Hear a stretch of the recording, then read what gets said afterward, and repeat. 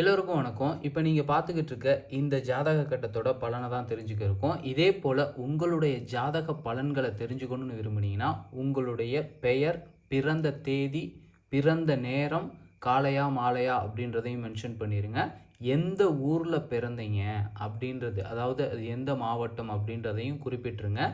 உங்கள் ஜாதகத்தில் எதை பற்றி நீங்கள் தெரிஞ்சுக்க விரும்புகிறீங்க? வருமானத்தை பற்றியா, இல்லை குடும்ப வாழ்க்கையை பற்றியா, இல்லை லாபத்தை பற்றியா, இது போன்ற விவரங்களையும் நீங்கள் கமெண்ட் செக்ஷனில் கொடுத்துட்டிங்கன்னா உங்களுக்கான வீடியோவையும் நான் கூடிய சீக்கிரம் பதிவீடு செஞ்சுருவேன். இன்றைக்கி ஒருத்தர் அது போல் அனுப்பிச்சிருந்தாரு. அவருடைய ஜாதக கட்டத்தை தான் இங்கே வந்து நான் வரைஞ்சி வச்சுருக்கேன். அவருக்கு என்ன பலன் அப்படின்றத தெரிஞ்சுக்கலாம். இது எல்லாத்துக்கும் ஒரே மாட்டம் இருக்காது. அந்தந்த கட்டத்துக்கு ஒவ்வொரு பலம் இருக்குது, பரல்கள்னு சொல்லுவாங்க. இப்போ 1ஆம் கட்டம், இவருக்கு 1ஆம் கட்டம் அப்படின்றது சனியோட கட்டம். அங்கே குரு உட்காந்துருக்கு, லக்கணம் அதுதான். இப்போ அந்த கட்டத்துக்கு வந்து சக்தி எவ்வளோன்னு பார்த்தீங்கன்னா 27. அடுத்ததாக 2ஆம் கட்டத்துக்கு 24. அடுத்ததாக 3ஆம் கட்டத்துக்கு 23. இது இப்படி தான் எல்லாத்துக்கும் இருக்குமானா அப்படி கிடையாது. இவருடைய கட்டத்தில் கிரகங்கள் எப்படி அமைஞ்சிருக்கோ அதற்கு தகுந்த மாட்டம் இந்த பலம் வந்து கூடும் குறையும். இப்போ இங்கே 12ஆம் கட்டத்தில் வந்து சூரியன், சுக்கிரன், புதன் உட்கார்ந்துருக்கிறதுனால இங்கே 20 பாயிண்ட் ஆகிருக்கு. இந்த இடத்துல இருந்து அவர் பார்க்கக்கூடிய இந்த 3 கிரகங்களும் பார்க்கக்கூடிய கட்டம் அப்படின்றது புதன் கட்டம். அங்கே 32 ஆகிருக்கு. இந்த 32, 25, 20 இதெல்லாம் எப்படி கொடுக்கும் அப்படின்றதையும் நான் டீட்டெயிலாக சொல்லிடுறேன். இப்போ 2ஆம் கட்டம் அப்படின்றது வருமான ஸ்தானம்னு வச்சுக்கோங்க. அது வந்து 35க்கு மேலே இருந்ததுன்னா அவருக்கு எப்படியா இருந்தாலும் கையில் காசு இருக்கும், வருமானம் வந்துக்கிட்டே இருக்கும். 40க்கு மேலெலாம் இருக்குது, லாபஸ்தானமும் 40க்கு மேலே இருக்குது 11ஆவது கட்டம் அப்படின்னம்னா இப்போ 300 கோடி, 400 கோடி, 2000 கோடி, 3000 கோடின்னு சொல்கிறாங்களே, அந்த இடத்துல பரல்களும் கூட இருக்கும், நல்ல வருமானம் கொடுக்கக்கூடிய கிரகங்களும் அமர்ந்திருக்கும்.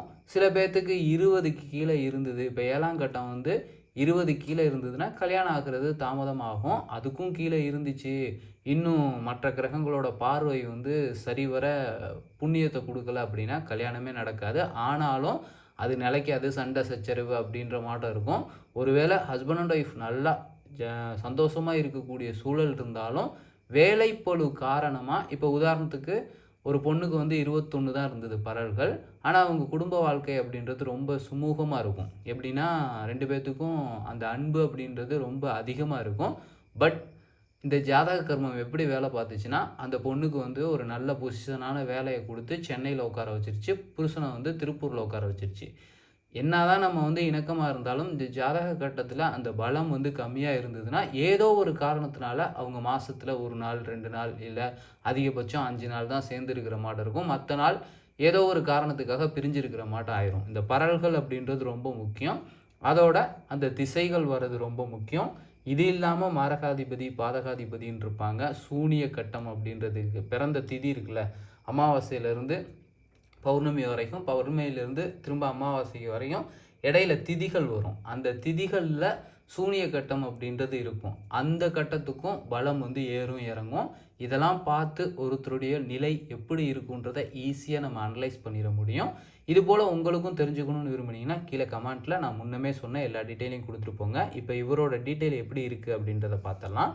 இப்போ 1ஆம் கட்டம் அப்படின்றது பார்த்தீங்கன்னா லக்கணம், இதுதான் இவருக்கு லக்கணம். அது 27 இருக்குது. 27ன்றது நார்மல் தான். 25லேருந்து 30க்குள்ளே இருக்கிறது நார்மல். 30க்கு மேலே போகிறது முக்காவாசி பலம்.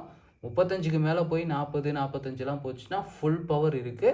20க்கு கீழே வந்துருச்சுனாவே கொஞ்சம் தடுமாற்றம் தான். 15க்கு கீழே வந்துச்சுன்னா சொல்லவே வேண்டியதில்லை, அது ஓவரான தடுமாற்றங்கள் இருக்கும். இப்போ லக்கணம் அப்படின்றது 27. ஓரளவுக்கு இவருடைய புத்தி வந்து எந்த இடத்துலையும் ஏமாற மாட்டார், ஏமாலியாக இருக்க மாட்டார், கொஞ்சம் கவனமாக இருப்பார்.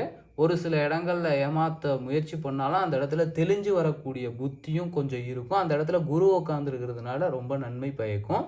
இந்த முதல் ஸ்தானம் அப்படின்றது உயிர், ஜீவன், தேகம் இதெல்லாம் குறிக்கக்கூடியது.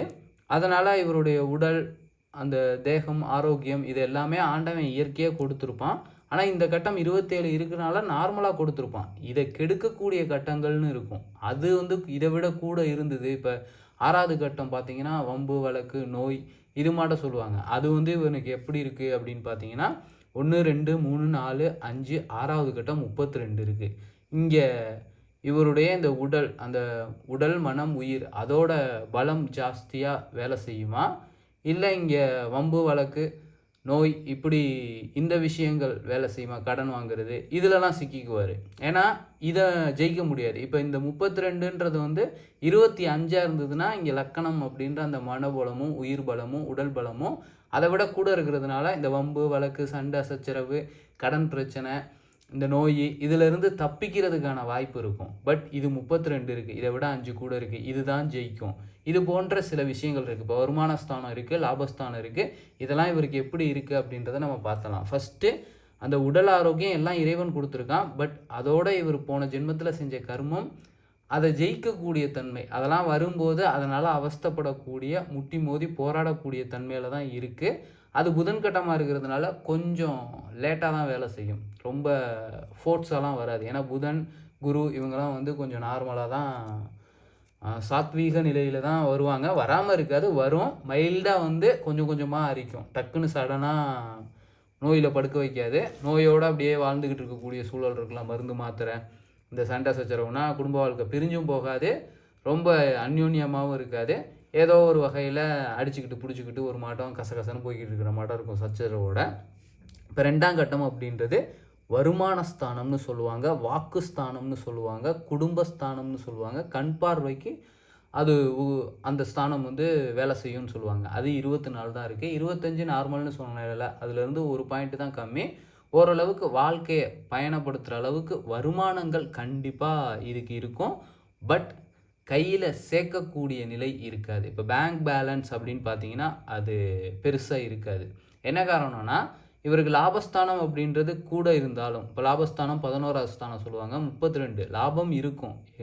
எந்த வேலை பார்த்தாலும் வேலையும் நல்லா இருக்கும். தொழில் ஸ்தானமும் ஜீவனாம்சம் சாப்பாட்டுக்கு பிரச்சனை இருக்காது. அதே டைம் காசு கைக்கு வரும், ஆனால் கையில் நிற்காது. பேங்க்கில் போட்டு வச்சாலும் ஏதோ ஒரு காரணத்துக்காக அது செலவாகிக்கிட்டே இருக்கும்.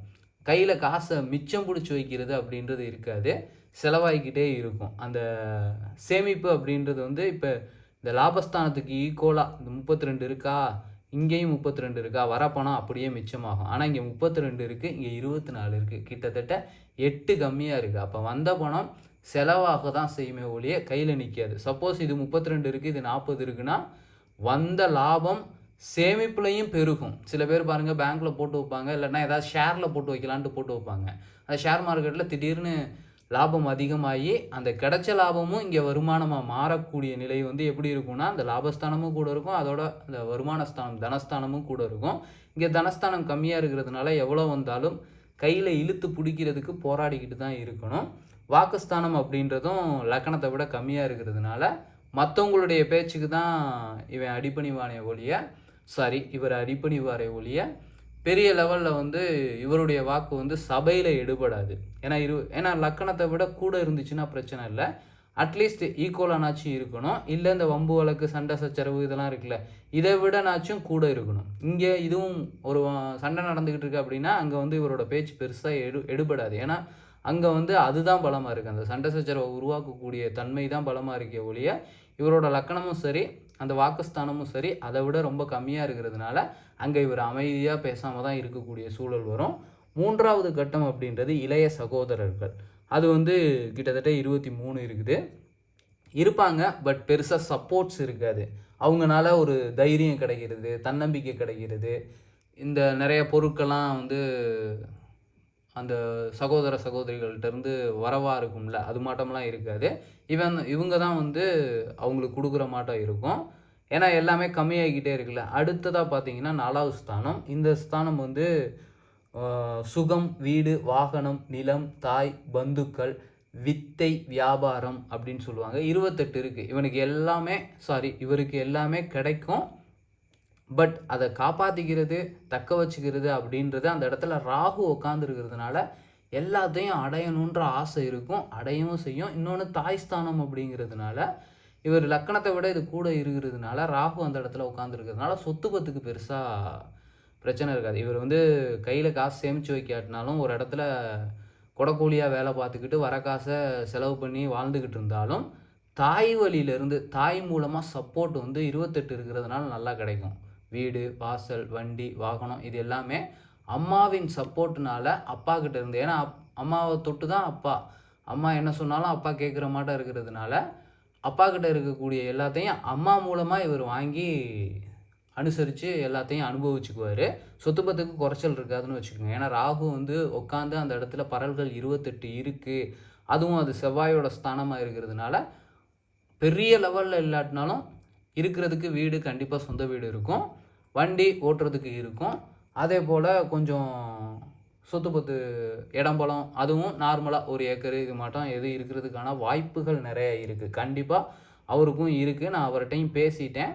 அதை பேசிட்டு தான் நான் உங்ககிட்ட இதை வீடியோ போடுறேன்னு சொல்லிட்டு தான் போட்டுக்கிட்டு இருக்கேன். நான் சொன்னபடி அவருக்கு எல்லாமே இருக்குது. ஒரு வீடு இருக்குது, சும்மா ஒரு 1.25 சென்ட் என்னமோ 1.25 ஏக்கர் என்னமோ இடம் வச்சுருக்காரு.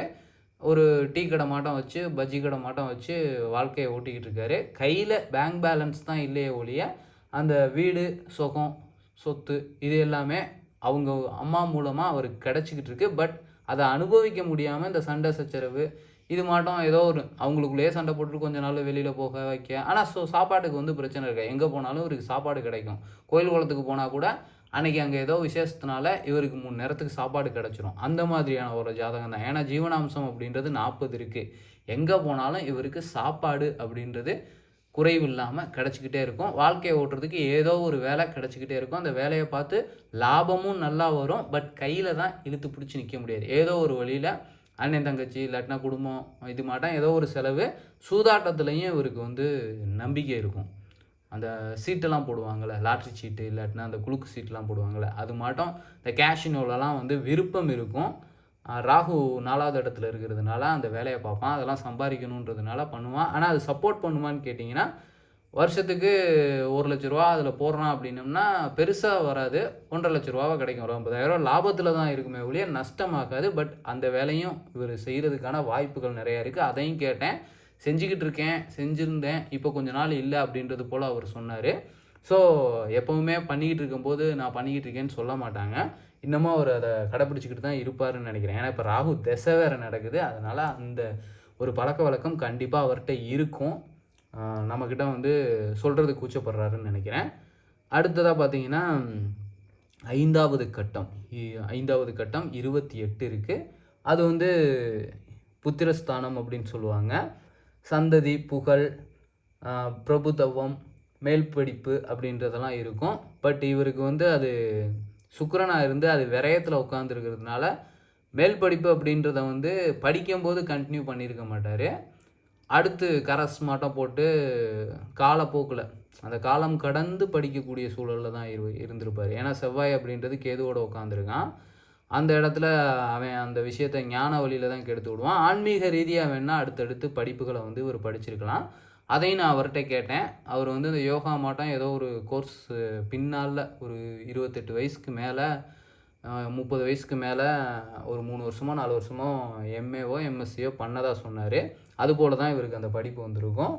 குழந்தைகள் அப்படின்றது கண்டிப்பாக 2, 3 கூட வாய்ப்பு இருக்குது. ஏன்னா 28 இருக்கிறதுனால சுக்கிரனோட இடம் அப்படின்றதுனால விரயத்தில் இருந்தால் குழந்தைங்க இருப்பாங்க. பட் அவங்களால சுகம் இருக்குமான்னு கேட்டால் இவர்கிட்ட சம்பாத்தியம் கொஞ்சம் கம்மியாக இருக்கிறதுனால அம்மாவுக்கு தான் அதிக செல்லமாக இருக்கும். இவருக்கு வந்து அந்தளவுக்கு சப்போர்ட் கிடைக்காது குழந்தைகிட்ட இருந்து வளர வளர. நான் சொல்கிறேன், இப்போ ஆரம்ப காலத்தில் இல்லை, ஆண் குழந்தைங்கள் தான் இருக்கிறதுக்கான வாய்ப்பு இருக்குது. ஏன்னா அதுக்கான ஒரு கிரக பலன்கள் இங்கே பார்த்துக்கிட்டு இருக்கேன். அதனால் நான் சொல்கிறேன். அவர்கிட்ட கேட்கும்போது ஒரு பையன் பிறந்திருக்கான், இன்னொரு பையன் வந்து வயிற்றில் இருக்கிறதா சொன்னார். இன்னும் பிறக்கலை. பிறந்ததுக்கப்புறம் தான் தெரியும் ஆனா பெண்ணா அப்படின்றது. அடுத்ததாக 6வது கட்டம் புதன் ஸ்தானம். அது வந்து சத்ருஸ்தானம். ரோகம், வழக்கு, அந்த கடன் இது போன்ற விஷயங்கள். இது 32 இருக்கிறதுனால கொஞ்சம் ஜாக்கிரதையாக தான் இருக்கணும். இதில் பரல்கள் வேறு கூட இருக்குது. எப்போவுமே இந்த 6ஆம் கட்டம், 8ஆம் கட்டம், 12ஆம் கட்டம் அப்படின்றது கம்மியாக இருக்கிறது நல்லது. 20 கீழே இருந்ததுன்னா இந்த கடன், இந்த 20 கீழே உள்ளவங்கலாம் பார்த்தீங்கன்னா கடனே வாங்க மாட்டாங்க. வாங்கினாலும் யாரோ ஒரு மூலயமா அதை அடைஞ்சிரும். அந்த கடன் நீடிக்காது. ஆனால் இந்த 32, 30, 40 இருந்துச்சு, 44 இருந்துச்சுன்னா ரொம்ப ஒன்று கடன் அதிகமாக இருக்கும், இல்லாட்டினா நோய்வாய்ப்பட்டு கிடப்பாங்க, இல்லாட்டினா சண்டை சச்சரவுன்னு இந்த கோர்ட்டு கேஸுன்னு அலைவாங்கள்ல, இது மாட்டம் சுற்றிக்கிட்டு இருக்கக்கூடிய ஒரு சூழலில் இருக்கும். அடுத்ததாக 7வது கட்டம். இதில் முக்கியமாக என்னென்னா மாரகஸ்தானம் ப்ளஸ் பாதகாதிபதி அப்படின்றது இந்த பிறந்த லக்கணம் வந்து ஸ்தரம், ஸ்திரம், உபயம் அப்படின்னு சொல்லுவாங்க. இதில் வந்து சரத்தில் இவர் பிறந்திருக்கிறதுனால இவருக்கு வந்து 11வது கட்டம் பாதகாதிபதி, 2வது கட்டமும் 7வது கட்டமும் மாரகாதிபதி. பாதகாதிபதியை எப்படி சொல்லுவாங்கன்னா, பாதகம் செய்யக்கூடிய ஒரு கிரகமாக இருக்கும். அந்த தசை வந்துச்சுன்னா அந்த பாதகங்கள் அதிகமாக இருக்கும். மாரகாதிபதி அப்படிங்கிறது வந்து மரணத்துக்கு தகுந்த ஒரு வழியை கொடுப்பான். சொல்லப்போனால் அது கர்மத்தை கழிக்கக்கூடிய ஒரு நிலை. எதுனா 6ஆம் கட்டம், 8ஆம் கட்டம், 12ஆம் கட்டம் ப்ளஸ் திரிசூனியத்தில் அந்த திசை. அது இல்லாமல் இந்த மாரகாதிபதி, பாதகாதிபதி இவங்கெல்லாம் வந்து இயல்பு வாழ்க்கைக்கு கெட்டவங்க. ஆனால் நம்மளுடைய பிறப்பின் நோக்கத்தில் நீங்கள் வந்து ஆன்மீக லைனில் இருந்தீங்கன்னா அது ரொம்ப நல்லது. கர்மத்தை கழிச்சிட்டு கடை தேறுவதற்கான, முக்தியை நோக்கி நகர்றதுக்கான ஒரு வழியை மட்டும்தான் கொடுப்பாங்க. இகலோகத்தில் சந்தோஷத்தை கொடுக்க மாட்டாங்க. ஸோ 7வது கட்டம் அப்படின்றது இவருக்கு வந்து மாரகாதிபதி. ஏன்னா மாரகாதிபதி சனி இந்த வீடு ஒன்று, சந்திரன் வீடு 24 இருக்குது. பரல்கள் கம்மியாக இருக்கிறதுனால பிரச்சனை கிடையாது. நார்மலாக இருக்கிறதுனால அந்த சந்திர தசை அப்படிங்கிறதுல வந்து கொஞ்சம் கஷ்டப்படக்கூடிய ஒரு சூழல் இருக்கும். இப்போ இவருக்கு வந்து ராகு தசை, சந்திர தசையெல்லாம் முடிஞ்சு போச்சு. ஏன்னா பிறந்த போதே சூரிய தசையில் தான் பிறந்திருக்காரு. சூரிய தசை அப்படிங்கிறது வந்து இவருக்கு வந்து 8வது கட்டமாக வருது. அந்த இதுவும் கஷ்டம்தான் பட்டிருப்பாங்க பிறந்த புதுசில். அடுத்து சந்திரன் மாரகாதிபதி, அதுவும் கொஞ்சம் கஷ்டத்தில் தான் இருந்திருக்கும். அடுத்ததாக செவ்வாய் அப்படின்றது வந்து இவருக்கு வந்து 2002 2009 வரைக்கும். அது எத்தனாவது கட்டம் அப்படின்னா 4வது கட்டம். அந்த இடத்துல தான் சொத்து பத்து இதெல்லாம் கொஞ்சம் சேர்ந்துருக்கும். பட் அது 11வது கட்டமாக இருந்து பாதகமும் செஞ்சுருக்கும். அந்த இடத்துல ஏதாவது ஆக்சிடெண்ட்டு இல்லாட்டினா ஏதாவது ஒரு பிரச்சனை வந்திருக்கும் உடம்புல. நான் கேட்கும்போது அது பெரிய ஆக்சிடெண்ட்டுனே சொன்னார். அது தலையிலலாம் அடிபட்டு அந்த மூளைக்குள்ளே பிளட் இதாகும்ல, அது மட்டும் இருந்து செத்து பொழைச்சேன்னு தான் சொன்னார். ஸோ சொத்து பத்து இதெல்லாம் சேர்ந்துருக்கும், பணம் காசு எல்லாமே சேர்ந்துருக்கும். அதே டயத்தில் இந்த உடலுக்கு தீங்கு அப்படின்றதையும் அந்த இடத்துல கொடுக்கக்கூடிய, ஏன்னா பாதகாதிபதியாகவும் அங்கே உட்காந்துருக்காங்க. அவனும் அந்த கடைசி கட்டத்தில் முடிய போகிற டயத்தில் வேலை செஞ்சுருப்பான். அடுத்ததாக ராகு தசை, அது செவ்வாய் இதில் உட்காந்துருந்ததுனால இங்கே உட்காந்துருந்தானா அவனுக்கு வந்து பிரச்சனை நிறையா இருந்திருக்கும். ஃபஸ்ட்டு உட்காந்ததுனால ஓரளவுக்கு சொத்து பத்து நல்லா சேர்ந்துக்கிட்டு இருக்கும். வாழ்க்கை அப்படின்றது கையில் நிற்காது, அதாவது சேமிப்பு மட்டும்தான் இருக்காது, பட் எல்லாமே கிடைக்கும். நாட்களில் எல்லா நாளும் வேலை பார்ப்பான், வம்பு வழக்கு சண்டை சச்சரவும் இருக்கும். அதே டைம் கையில் காசும் கிடைக்கும், அப்போவே செலவும் ஆகிடும். இப்படி வாழ்க்கை எவ்வளோ நாள் போகும்னா 2027 வரைக்கும். இப்போ 2025னா இன்னும் ஒரு 2 வருஷம் வரைக்கும் அந்த பாடு. அதுக்கப்புறம் குரு தசை ஸ்டார்ட் ஆகுது.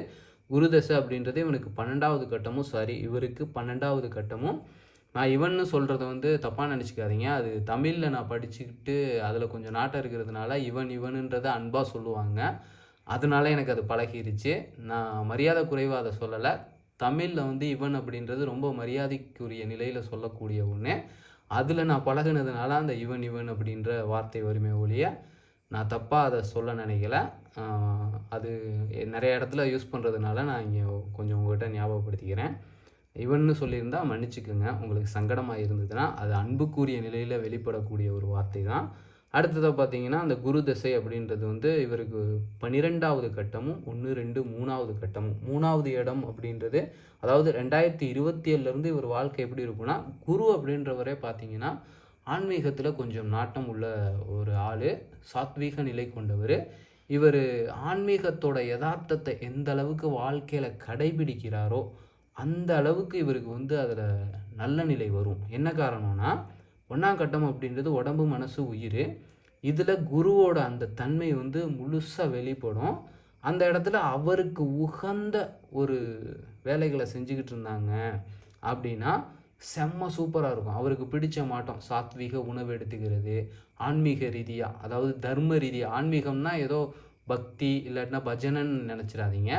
தர்ம வழியில், நல்ல வழியில் சிந்தனைகள் எல்லாமே மற்றவங்க மேலே அன்பு செலுத்துகிற மாட்டோம், மற்ற உயிர்களுக்கு தீங்கு விளைவிக்காமல் நன்மை தரும் பொருட்டில் சிந்திக்க ஆரம்பிச்சிட்டாரு, பேச ஆரம்பிச்சிட்டாரு, செயல்களை செய்ய ஆரம்பிச்சிட்டாரு. அப்படின்னா இவருக்கு எப்படி தெரியுங்களா மாறும்?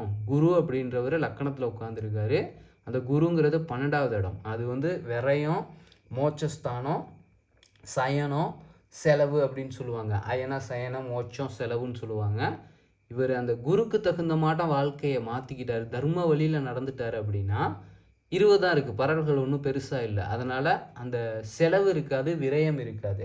அதே இது இவருக்கு நல்லா தூங்கக்கூடிய ஒரு தூக்கத்தை கொடுக்கும். மோட்சத்தை நோக்கி நகரக்கூடிய தன்மையில் இருக்கும். அந்த இடத்துல உட்கார்ந்துருக்க நபர்களும் பார்த்தீங்கன்னா சுக்கிரன் லக்ஸரி பணத்தை நல்லா சேர்த்து கொடுப்பாரு.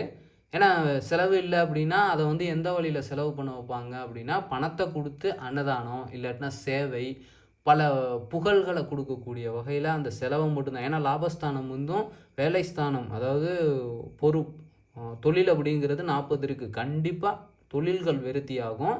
அதே டைம் லாபமும் 32 இருக்குது. கையில் காசு நிற்காது, செலவாகும்.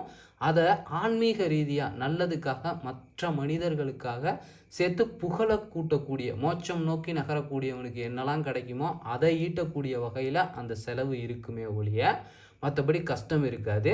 அந்த இடத்துல சூரியன் அறிவுக்காரகன், அதை அறிவோட ரொம்ப ஆத்ம ரீதியாக செய்ய ஆரம்பிச்சிருவாங்க. புதன் அப்படின்றவரும் புத்தி ரொம்ப அழகாக அந்த புத்தி வந்து பயணத்தை வந்து சீர்படுத்தி, ஏன்னா சக்தி வாய்ந்த ஆற்றலும் அங்கே இருக்குது, புத்தியும் இருக்குது, ஆத்மாவின் தன்மையும் அமைதியும் இருக்குது. அமைதியும் கிடைக்கும், அறிவும் இருக்கும். அதே டயத்தில் அது ஆற்றல் உள்ள நிலையில் மோட்சத்தை நோக்கி வேகமாக நகரும்.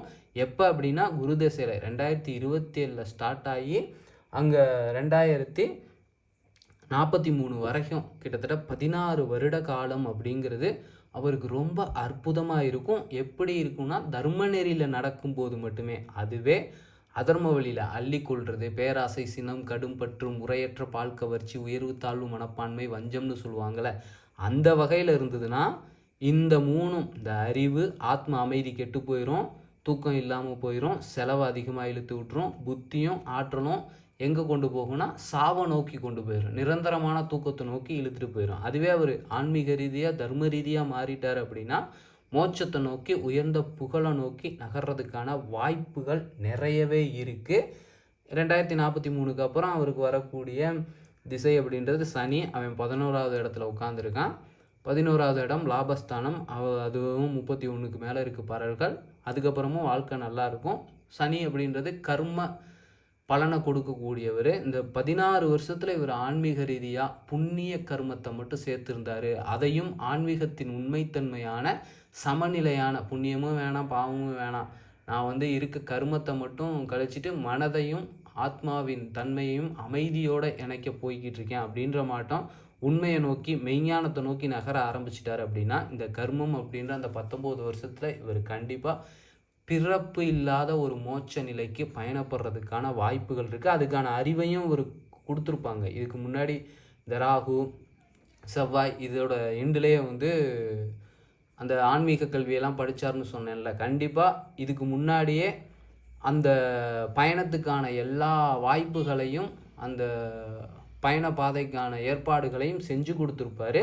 இந்த இடத்துல இவர் வந்து புத்தியை பயன்படுத்தி பயணப்படுறது மட்டும்தான் இவரோட வேலையாக இருக்கும். சப்போஸ் இவருக்கு கஷ்டகாலமாக இருக்குது அப்படின்னா என்ன பண்ணலாம் அப்படின்னா, கண்டிப்பாக இப்போ வரைக்கும் கஷ்டப்பட்டுட்டு தான் இருந்திருப்பார். சொத்து பற்றி எல்லாம் இருந்தாலும் சண்டை சச்சரவு இப்படி தானே போகும். ஆனால் குருக்கு தகுந்த மாட்டம் மாறிக்கிட்டார் அப்படின்னா வாழ்க்கை வேறு லெவலில் சுமூகமாக போயிடும். இவருடைய வாக்குக்கு கூட கண்டிப்பாக பக்தி ரீதியாகவும் பெரிய லெவலில் இருப்பார் அப்படின்னு சொல்லிட்டு அவர்கிட்ட கேட்டேன். அவர் கிட்டத்தட்ட ஒரு 25-27 வருஷமாக ஐயப்பன் கோயிலுக்கு போயிட்டு குருசாமி லெவலில், அந்த ஊர்லேயே வந்து ஒரு 5 குருசாமி இருக்காங்கன்னா அதில் ஒரு குருசாமியாக இவங்க அப்பாவும் இவரும் இருக்கிறதா சொன்னார். ஸோ இவருடைய வாக்கும் அந்த ஆன்மீக வழியில் மற்றவங்களுக்கு எடுத்துக்காட்ட அமைகிறதுக்கான ஒரு சூழலெல்லாம் ஏற்படுத்தி கொடுத்துருக்கான். அதில் பயணப்பட்டு பல பயன்களை எடுத்துக்கக்கூடிய அறிவை மட்டும் இவர் வச்சுக்கிட்டாரு அப்படின்னா சூப்பராக இருப்பார். அதை விட்டு அதர்மத்துக்குள்ளே போயிட்டாரு, சுகபோக இந்த போகத்துக்குள்ளே போயிட்டாரு அப்படின்னா அதுவே ஒட்டுமொத்த இதுவும் என்ன காரணம்னா, நல்லா பாருங்கள், இந்த 12வது இடம் அப்படின்றது சும்மா கிடையாது, செலவில் கொண்டு போய் விடுறது. அது குருக்கு தகுந்த மாட்டம் மாறிடுச்சுன்னா அதுவே மோட்சத்துக்கு மாறிடும். இங்கே வந்து எவ்வளோ அடி வாங்குதுன்னு பாருங்கள். குரு அப்படிங்கிறவர் 12வது இடம், அவர் லக்கணத்தில் உட்காந்துருக்காரு. உடம்பு மனசு உயிர் இதை வந்து அடி கொடுத்துரும், செலவில் கொடுத்துரும், விரயத்தில் கொடுத்துரும். அது எப்படி கொடுக்கும்னா ஆத்மாவோட அந்த அமைதியை இழக்க வச்சு ஆற்றல் மிக்க நிலையில் புத்தியை மழுங்க வச்சு காலி பண்ணும். அப்போ சூரியன் அப்படின்றவருக்கு இங்கே ஒரு இடம் இருக்குது, அங்கே சந்திரன் உட்காந்துருக்காரு, இங்கே ஒரு கட்டம். இப்போ இந்த கட்டம் அடி, இந்த கட்டம் அடி, இந்த 2 கட்டத்தை தொட்டு இவங்க உட்காந்து குருவோட வீடுன்றது இங்கே ஒன்று இருக்குது. அப்போ 3 கட்டம் அடி, இங்கே 3 கிரகம் உட்காந்துருக்கு. அதில் 4வது கட்டம் அடி, அங்கே உட்காந்துருக்க சந்திரனும் அங்கே அடி ஆகுது. 5 புதன் அப்படின்றதுக்கு 2, 6, 7 அடி ஆகுது. சுக்கிரன் அப்படின்றதுக்கும் 2. கிட்டத்தட்ட இதில் கேது செவ்வாய் உட்காந்துருக்காரு. செவ்வாங்கிறதுக்கு 2. ஒட்டு மொத்தமாக 12 கட்டத்தையும் ஆக்கிரமிப்பு பண்ணுறாங்க. இவர் தர்மத்தை எடுக்காமல் அதர்மத்துக்குள்ளே போகத்துக்குள்ளே போயிட்டார் அப்படின்னா ஒட்டுமொத்த 12 கட்டமும் இவருக்கு கெடுதி பண்ணிடும். அந்த 16 வருஷத்தில் முடிச்சு விட்டாலும் முடிச்சு விட்டுரும் ஆளை. பட் அதுவே குருவின் தன்மையோட ஆத்ம ரீதியாக ஆத்ம அனுபூதியை நோக்கி, அதாவது தர்மத்தின் வழியில் யாருக்கும் எந்த ஒரு தீங்கும் இல்லாமல் தன்னுடைய கடமையை சிவனேன்னு செஞ்சுட்டு தர்ம வழியில் இவரும் அமைதியாக இருக்கணும். இவரை சார்ந்த எல்லா உயிர்களும், அதாவது குடும்பத்தில் இருக்கிறவங்களுக்கும் அமைதி கொடுக்கக்கூடிய வகையில், நான் ஆன்மீகம்னா ஏதோ பெருசாக சேவையெல்லாம் செய்யணும்னு இல்லை, இவரை சார்ந்து இருக்கக்கூடிய உள்ளங்கள் இருக்கும்ல, அவங்களுக்கு ஊறு விளைவிக்காமல் உண்மையாக அமைதியை கொடுக்கறதுக்காக இவர் பாடுபட்டார், தர்மத்தோடு நடந்துக்கிட்டாரு அப்படின்னா 12 கட்டமும் பலமாக மாறிடும். அமோகமாக இவருடைய வாழ்க்கையை அற்புதமாக நகர்த்தி ஒரு உன்னதமான நிலைக்கு கொண்டு போகும் அப்படின்ற ஒரு விஷயத்தை தான் நான் இந்த இடத்துல அவருக்கு சொல்ல விரும்புகிறேன். இது போல் உங்கள் ஜாதகத்தையும் நான் கணிக்கணும் அப்படின்னு நினச்சிங்கன்னா நான் முன்ன சொன்ன மாட்டோம். உங்களுடைய விவரங்களை கீழே கமெண்ட் செக்ஷனில் சொல்லுங்கள். இதில் உபாசன தேவதைன்னு சப்போஸ் இவருக்கு கஷ்டத்தை தீர்க்க ஏதாவது ஒரு பரிகாரம் வேணும்னு கேட்டாங்கன்னா சிம்பிளான பரிகாரம் எல்லாத்துக்கும் சொல்லக்கூடிய ஒன்று தான். வீட்டில் சுத்தமாக வச்சுக்கோங்க, விளக்கேற்றுங்க. ஈவினிங் காலையில் ஒரு 20 நிமிஷம், ஈவினிங் ஒரு 20 நிமிஷம் பிரார்த்தனை பண்ணுங்கள், இல்லை தியானம் பண்ணுங்கள். இதுவே மிகப்பெரிய பரிகாரம். அதை விட்டு வெளியில் ஏதாவது கோயிலுக்கு போகணுன்னா இவருடைய ராசி கட்டத்துக்கு உபாசன தேவதை அப்படிங்கிறது கீழ்த்திருப்பதி அலமேல் மங்கை அப்படின்ற அந்த அம்மனை வழிபடுங்க.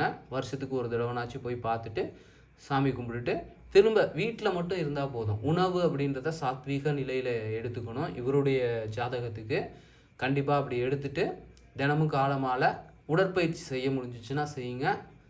செஞ்சுட்டு பிரார்த்தனை விளக்கேற்றி வச்சு தியானம் பண்ணிட்டு வந்தீங்க, பிரார்த்தனை செஞ்சுட்டு வந்தீங்க அப்படின்னா கண்டிப்பாக அற்புதமான வாழ்க்கை இவருக்காக காத்துக்கிட்டு இருக்கு.